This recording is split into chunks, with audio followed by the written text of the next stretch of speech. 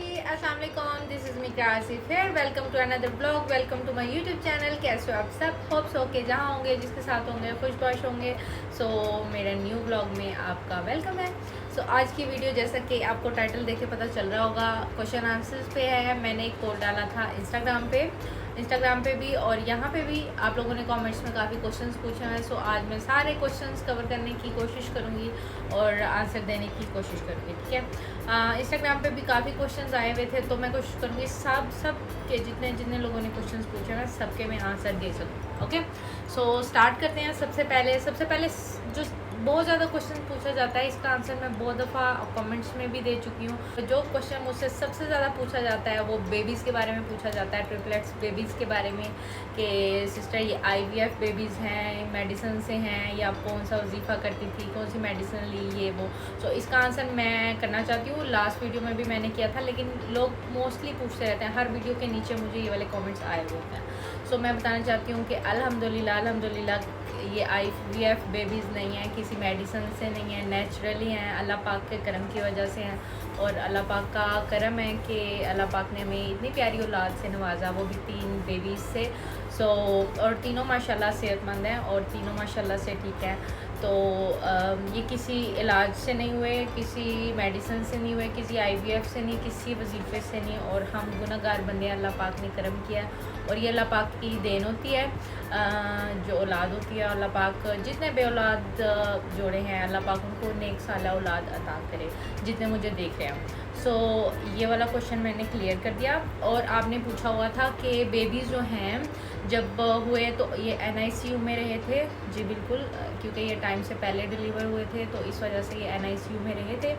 जो आहिल है वो रहा था 18 डेज़, और ताबिश उसके बाद घर आया था, वो रहा था 22 डेज़। एंड सबसे लास्ट में आया था साइन, वो आई गेस 25 या 28 डेज़ वो रहा था। वो ईद वाले दिन घर पे आया था।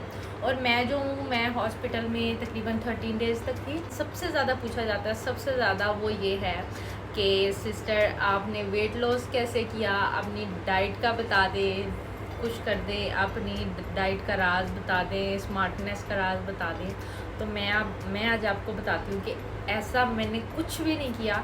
जब बेबीज़ होने वाले थे तब मुझे एक डाइटिशियन हायर किया गया था, और उसने मुझे पूरी एक लिस्ट बना के दी कि आपने ये खाना है और इस टाइम खाना है, और रात के इस टाइम के बाद ये नहीं खाना, वो नहीं खाना। तो उन्होंने पूरा बना के दिया।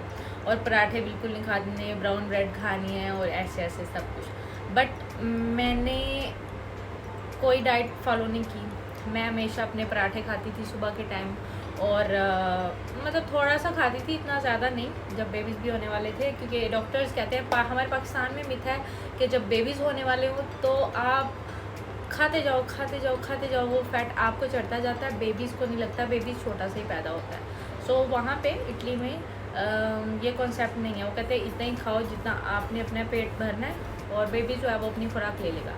सो मैं थोड़ा ही खाती थी, लेकिन अपनी मर्ज़ी का खाती थी। और पराठे वगैरह मैंने बिल्कुल बंद नहीं किए। पराठे मैंने खूब खुल के खाए हैं, और कोई डाइट फॉलो नहीं की। उसके बाद बेबीज़ जब डिलीवर हुए, बेबीज़ जब होने वाले थे, तब मैंने वेट गेन किया था ओनली 12 kg। सो उसके बाद जब बेबीज़ डिलीवर हुए तो वो जितना वेट था वो ख़त्म हो गया। बल्कि मेरा वेट था उस टाइम पे 54, और बेबीज़ को जब डिलीवर करने के बाद मैं 13 डेज़ बाद घर आई तो मेरा वेट रह गया था 50। और फिर आपको पता है बेबीज़ की थोड़ी सी टफ़ रूटीन भी होती है। शुरू में जब बेबीज़ छोटे थे तो 2 को सुलाते थे, एक जग जाता था, एक को सुलाते थे, 2 जग जाते थे। तो सोने की रूटीन नहीं थी, खाने की रूटीन नहीं थी। और मतलब जब ये रूटीन डिस्टर्ब हुई तो उससे मेरा वेट जो है ऑटोमेटिक खुद ही से कम हो गया। अल्लाह की तरफ से ये हुआ। और मैंने कोई वेट कम करने के लिए कोशिश नहीं की। हाँ, बट मैंने अपना वेट बढ़ाने के लिए बहुत कोशिश की है। तो ज़्यादा खाना पीना, विटामिन्स लेने और सब चीज़ें।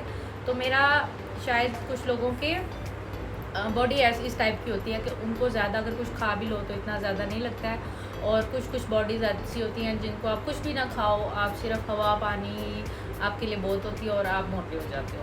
सो शायद अल्लाह की तरफ से ये है, मैं गॉड गिफ्टेड हूँ कि मुझे वो फ़ैट और वो सब चीज़ें आई नहीं, और इसलिए मेरा पता नहीं चलता कि मैं 3 बेबीज़ की माँ हूँ।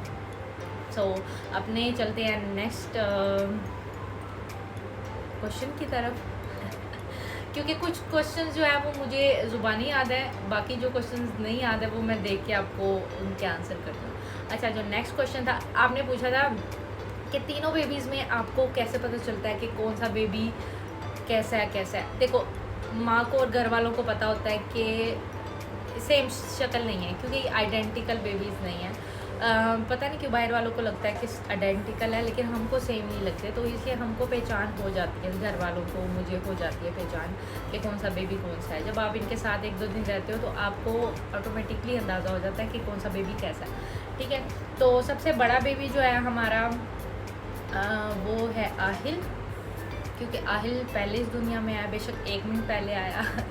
सेकंड बेबी है ताबिश, जो आहिल से 1 मिनट बाद में आया, और ताबिश के बाद के 2 मिनट बाद साइम पैदा हुआ था। सो बेबीज़ जो हैं वो रमज़ान में पैदा हुए थे, फ्राइडे को, और हम लोग जो है वो ईद के करीब घर में आए थे, क्योंकि रमज़ान स्टार्ट ही था, स्टार्टिंग का सेकंड आई थिंक फ्राइडे था, और पूरा रमज़ान जो है हमारा हॉस्पिटल में गुजरा। और घर वालों की भी टफ रूटीन होती थी, वो रोज़ा भी रखते थे, फिर हमसे मिलने आते थे। बेबीज़ अलग जो है वो हॉस्पिटल में उन्होंने रखे हुए थे, क्योंकि मुझे फ़ीवर हो गया था, सो मुझसे दूर रखे हुए थे बेबीज़, तो थोड़े दिन मैं उनसे मिलने भी नहीं जा सकी। तो पहले वो मेरे से मिलने आते थे घर वाले, फिर बेबी से मिलने जाते थे, तो उनके लिए भी टफ़ रूटीन थी और मेरी भी टफ़ रूटीन थी। तो फिर 13 डेज़ बाद अल्लाह अल्लाह करके हम लोग घर पहुँचे, मैं पहुँची, मेरे बाद आहिस्ता आहिस्ता बेबीज़ भी आ गए थे माशाल्लाह से। सो ये है हमारी जर्नी जब बेबीज़ पैदा हुए थे। और आपने कौन सा क्वेश्चन किया हुआ था? हाँ, आपने ये पूछा था कि आप सबसे ज़्यादा किससे प्यार करते हैं, किस बेबी से करते हैं। सो मैं कहती हूँ ये एक माँ से बहुत गलत क्वेश्चन है, क्योंकि माँ जो होती है वो अपने सब बच्चों से एक जैसा प्यार करती है। और किसी ने कमेंट लिखा था कि मैं नोट करती हूँ कि आप ना साइम को इग्नोर करती हैं और ताबिश से आप ज़्यादा प्यार करती हैं, उसके बाद आहिल से करती हैं, और साइम से आप प्यार नहीं करती। सो मैं आपको बता दूँ, साइम हमारा छोटा है, और पता ही आपको पता है छोटा बेबी जो होता है वो लाडला होता है, और साइम अपनी हरकतों से सबसे प्यार लेता है, सबसे। और तो ये एक गलत चीज़ है कि आप इससे प्यार करते हो, उससे करती है। 2 मिनट की जो वीडियो होती है आप उसमें अंदाज़ा नहीं लगा सकते कि आप इससे प्यार करती हो, उससे प्यार करती है। तो मैं अपने तीनों बच्चों से एक जैसा प्यार करती हूँ। सो अच्छा, नेक्स्ट जो क्वेश्चन है वो लास्ट कुछ टाइम से इतना आप लोगों ने पूछा, बल्कि हमको भी फील होना शुरू हो गया कि बेबी चल क्यों नहीं रहा। मैं जब वीडियोस डालती हूँ तो 2 बेबीज़ माशाल्लाह से खुद भागते दौड़ते हैं, लेकिन जो साइम है आपको पता होगा ये अभी हैं 1 ईयर एंड 3 मंथ्स के। तो कुछ आपको पता है इट्स नॉर्मल कि कुछ बेबीज़ जो हैं वो लेट चलते हैं। सो साइम जो है वो थोड़ा सा टाइम लेके चला है, लेकिन साइम बाकी चीज़ों में अपना तेज़ था, बोलने में है और बाकी चीज़ों में काफ़ी एक्टिव है, लेकिन वो चलने में थोड़ा सा लेट था अपने भाइयों से। तो आप लोगों ने उसके नीचे इतनी ज़्यादा चीज़ें ऐसी लिखना शुरू कर दी कि थर्ड बेबी को विटामिन डी की कमी है या कुछ प्रॉब्लम है, अल्लाह माफ़ करे, ये वो सब कुछ। ऐसा कुछ नहीं है, अल्हम्दुलिल्लाह तीनों बेबीज़ परफेक्टली फ़ाइन हैं और हेल्दी हैं। और साइम ने अभी रिसेंटली चलना शुरू किया है, और मैंने उसकी स्पेशली इसीलिए कुछ वीडियोस अब बनाई हैं चलने वाली, ताकि बल्कि मैं ऐड भी कर दूँगी यहाँ पे कि वो माशाल्लाह से आप टेंशन ना ले, वो चलना शुरू हो गया, उसको कोई कमी नहीं है, कोई कुछ नहीं है, लेकिन वो उसने थोड़ा सा टाइम लेके चलना शुरू किया। जैसे कि कुछ बेबीज़ जो हैं वो बोलने में टाइम लेते हैं, कुछ लोग टीथ निकालने में ज़्यादा टाइम लेते हैं, तो इसी तरह बेबीज़ भी कुछ काम जल्दी करते हैं, कुछ लेट करते हैं। सो अल्हम्दुलिल्लाह बेबीज़ और फाइन, तो ज़्यादा टेंशन ना लें, ठीक है। अच्छा, नेक्स्ट क्वेश्चन पे चलते हैं। अच्छा, नेक्स्ट क्वेश्चन जो आपने पूछा हुआ है, प्रीशियस इकरा ने पूछा है, आपके बेबीज़ कौन सा दूध पीते हैं। सो काफ़ी चेंज होते रहे हैं। जब ये पैदा हुए थे तब इनको आटा मिल्क था लगा हुआ, उसके बाद में हमने चेंज किया तो वो इनको सूट नहीं किया, फिर हम लोगों ने क्रिशेंडो यूज़ किया। आई थिंक वो 1 ईयर तक यूज़ किया हम लोगों ने क्रिशेंडो, वो बहुत अच्छा था। सारी प्रोडक्ट्स जो भी हैं, इनकी फूडिंग होगी, इनके पैम्पर्स, इनकी वाइप्स, इनकी मतलब फूडिंग जितनी भी थी वो क्रिशेंडो की थी, तो वो बहुत अच्छा इनको रहा, सूट भी किया था। तो अच्छा, लास्ट टाइम जब बेबीज़ 4 मंथ्स के थे तब हम इनका बाहर से मिल्क वगैरह सब साथ में लेके आए थे, तो इतनी ज़्यादा प्रॉब्लम नहीं हुई और बेबीज़ जो हैं माशाल्लाह से ठीक रहे थे, क्योंकि लास्ट ईयर भी हम लोग जो है वो 2 मंथ्स रह के गए थे तो कोई प्रॉब्लम नहीं हुई। लेकिन इस ईयर ये था, हमें था कि बेबीज़ जो हैं वो सॉलिड्स खाने लग गए हैं और खुद से कुछ ना कुछ खा भी लेते हैं, तो शायद मिल्क इतना ज़रूरी नहीं होगा, थोड़ा बहुत पियेंगे और वो वहाँ से अरेंज कर लेंगे पाकिस्तान से। लेकिन पाकिस्तान में आके हम लोगों ने काफ़ी दूध मतलब ट्राई किए हैं, लेकिन कोई दूध बेबीज़ को इतना ज़्यादा सूट नहीं कर रहा, नेस्ले का, नीडो का, लैक्टोग्रो का। इसका आंसर मैं बाद में करती हूँ।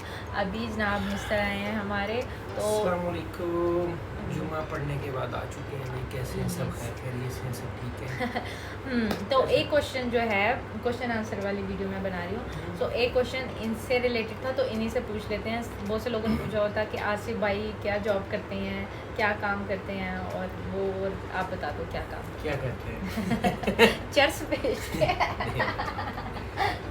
जॉब नहीं करते थे, अल्हम्दुलिल्लाह फैमिली बिजनेस है। तो 15 ईयर से तकरीबन तो डिफरेंट जॉब्स भी किए हैं, बट अल्हम्दुलिल्लाह अब फैमिली बिजनेस है। तकरीबन 15 ईयर से डिफरेंट कंपनीज हैं। ओके, किस चीज़ की वो तो बताओ ना। हमारी गाड़ियों की एक्सपोर्ट करते हैं, इम्पोर्ट एक्सपोर्ट करते हैं। इंडस्ट्री से हम बिलोंग करते हैं। ओके, गाड़ियों की जर्मन कार्स अच्छा डिफरेंट कंट्रीज़ में सेल आउट करते हैं।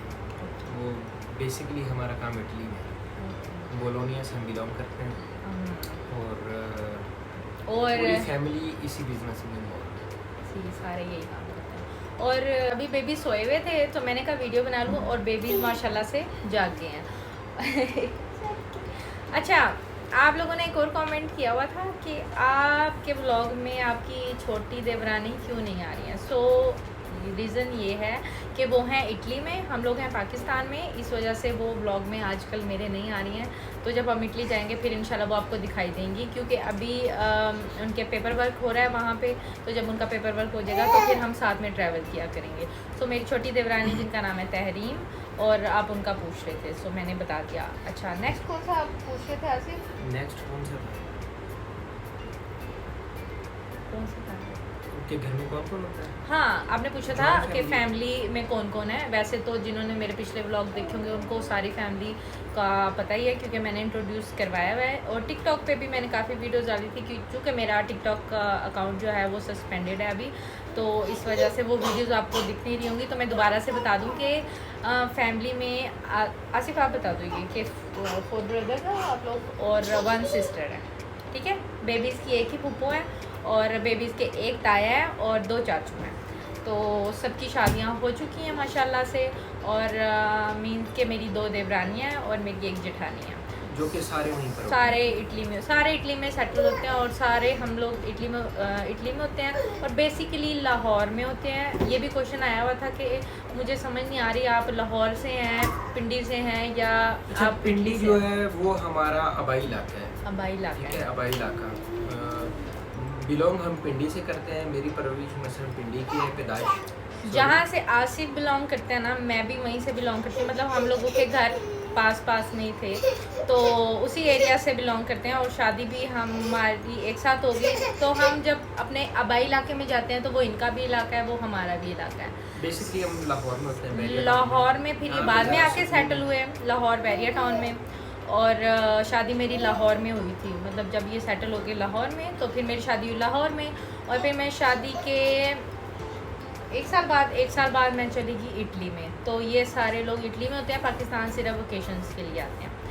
ओके, क्लियर हो गया ये सब चीज़। हमारे रिलेटिव्स वगैरह सारे पाकिस्तान। और आपने पूछा हुआ था कि बेबीज़ जब छोटे थे तो कैसे हैंडल होते हैं और घर का कैसे मैनेज होता है। तो अल्हम्दुलिल्लाह वहाँ पे सारी फैमिली है, तो मिलजुल के हैंडल हो जाता है। और आप हेल्पर का भी पूछ रहे थे, मैं बताना चाहती हूँ कि वहाँ पे तो हमारी फैमिली होती है, तो सारे मिलजुल के बच्चों को भी हैंडल करते हैं, घर के काम शाम भी हो जाते हैं, ख़ुद को भी मैनेज कर लेते हैं, सब ईजीली हो जाता है माशाल्लाह से। लेकिन जब हम पाकिस्तान में आते हैं तो ऑब्वियसली पाकिस्तान में हेल्पर अरेंज करना ज़्यादा ईजी है, तो यहाँ पे आके हम हेल्पर रखते हैं साथ में, जो कि बेबीज़ को जब हम बाहर जा रहे हो, शादियाँ थी जैसे कि बेबीज़ तंग करते हैं, शादियों में अटेंड करने के लिए, शादियाँ अटेंड करने के लिए, क्योंकि आपको पता ही है शादियों में हैवी ड्रेसेस पहने होते हैं, तो और बेबीज़ भी तंग कर रहे होते हैं, तो वो इनको हैंडल कर लेती हैं। तो हमने इस वजह से पाकिस्तान में आके हेल्पर साथ में रखा। अच्छा, नेक्स्ट क्वेश्चन आपने पूछा हुआ था कि आपके हस्बैंड में और आपके एज में कितना डिफरेंस है। सो हम में है 2 इयर्स का यस हमें 2 इयर्स का डिफरेंस है और माशाल्लाह से दोनों की जो थॉट्स हैं वो एक जैसे मिलते हैं, हमारी चॉइसेस भी सेम मिलती हैं। सो अल्हम्दुलिल्लाह 3rd ईयर है शादी को और बहुत अच्छा सा हमारा ये जो सफ़र है वो गुजरा है और ये एक अच्छे हस्बैंड है, बहुत अच्छे हस्बैंड है। हाँ, thank you so much compliment देने का। अच्छा बात सुनो, एक वो क्वेश्चन आया था अरेंज मैरिज या लव मैरिज, उसका भी है? जी मैंने दे दिया, मैंने कहा अच्छा। टोटली अरेंज है, Total लेकिन arrange। लोगों को पता नहीं कौन यकीन लोग नहीं हैं वो जिनको लगता है कि लव मैरिज है। लव मैरिज इतनी कामयाब नहीं होती।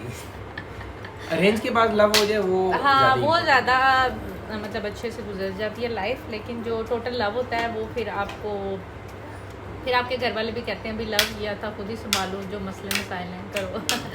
अच्छा, और आप पूछ रहे थे कि ड्यूरिंग व्लॉगिंग आप बेबीज़ को कैसे हैंडल करती हैं। सो आपने नोटिस किया होगा मेरी मोस्टली वीडियोस में वॉइस ओवर भी समटाइम मैं कर लेती हूँ। बेबीज़ जो हैं वो मुझे इतना बनाने नहीं दे रहे होते हैं व्लॉग, सो मैं जो वीडियोस बना लेती हूँ फिर बाद में वॉइस ओवर कर लेती हूँ और इतना प्रोफेशनली मैं अभी व्लॉग नहीं बनाती हूँ, जैसे लाइटली कैजुअली जो जैसे जा रहा है मैं जान रही हूँ।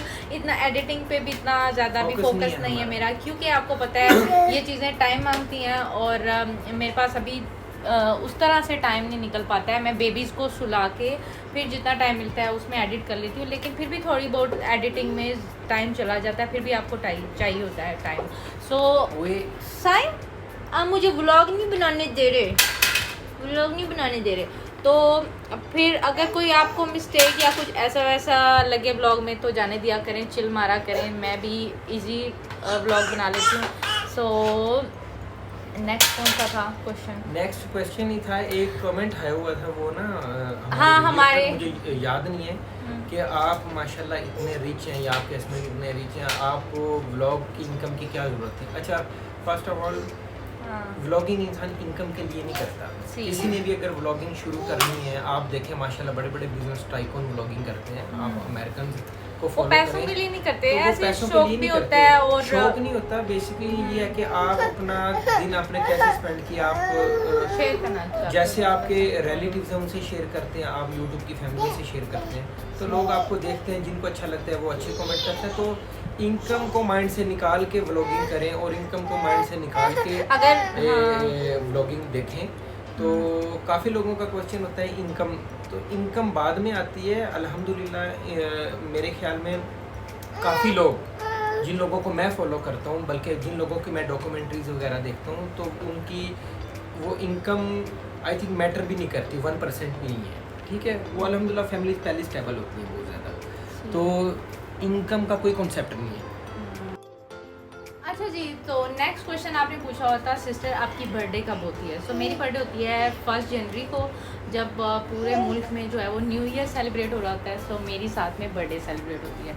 अच्छा, और बेबीज़ की बर्थडे होती है 31 मार्च को, आसिफ की बर्थडे होती है 3rd अप्रैल को। ओके, सो ये हो गया। और हाँ जी, और थैंक यू हम करना चाह रहे थे उन तमाम लोगों के लिए जो बहुत सारे अच्छे कमेंट करते हैं दुआओं के लिए, और अभी भी नीचे कमेंट में जो अच्छे दुआएं दी हुई थी उनका बहुत बहुत शुक्रिया। आपके प्यार का, मोहब्बत का, आपकी वजह से हम लोग यहाँ तक पहुँचे और बहुत ज़्यादा प्यार क्या सुन रहे हो आप लोग, तो बहुत ज़्यादा आप लोगों को शुक्रिया। और कमेंट आया हुआ था एक लड़की का, आमना का, कि मेरा व्लॉग में नाम लीजिएगा, जो अच्छे अच्छे कमेंट करती हैं। नो